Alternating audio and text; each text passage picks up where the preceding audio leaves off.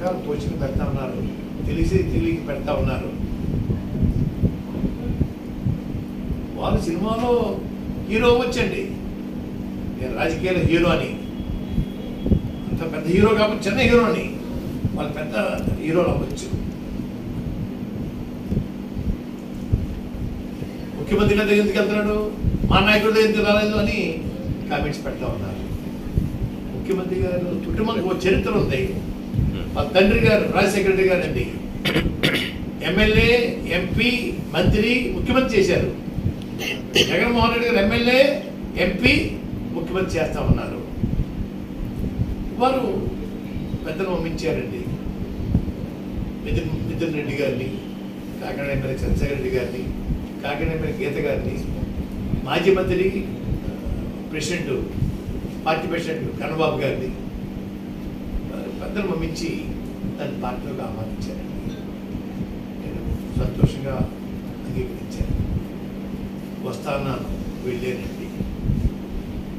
అదే వెళ్తున్నారు కదా, మా దగ్గర అంటున్నారు. ఏంటి పొడుగు ఏంటండి ఇందులోని? ఆయన సినిమా ఫీల్డ్ గొప్పవాడికి కావచ్చు, రాజకీయాలకే గొప్పవాడిని. గతంలో చంద్రబాబు నాయుడు గారండి లోక్సభ స్పీకరు బాలయ్య గారిని, అసెంబ్లీ స్పీకర్ రామకృష్ణ గారిని, ప్లానింగ్ బోర్డు వైస్ చైర్మన్ బొడ్డు అసలమారాన్ని పంపించి నన్ను ఆహ్వానించారు. చంద్రబాబు నాయుడు దగ్గరికి వెళ్ళానండి. రాజకీయంలో ఆయన పడిపోయి ఉన్నాడు, వారింటికి వెళ్ళాను. రాజీవ్ గాంధీ గారి ఆహ్వానం మేరకు రాజీవ్ గాంధీ గారు ఢిల్లీని కలిశానండి. రాజకీయ నాయకుడిని రాజకీయాన్ని గౌరవిస్తారండి.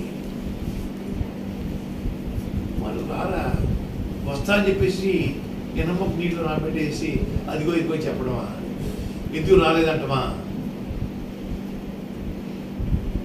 మంచి పని కాదు. మిత్రులారా, మిమ్మల్ని మిత్రులు ఏమో చెప్పలేకపోతున్నాను. గౌరవమైన సోదరులు అంటాను.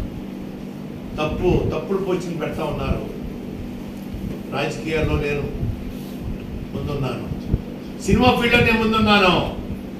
వీళ్ళందరూ ఎవరు లేరు మా పాట చెప్పడానికి.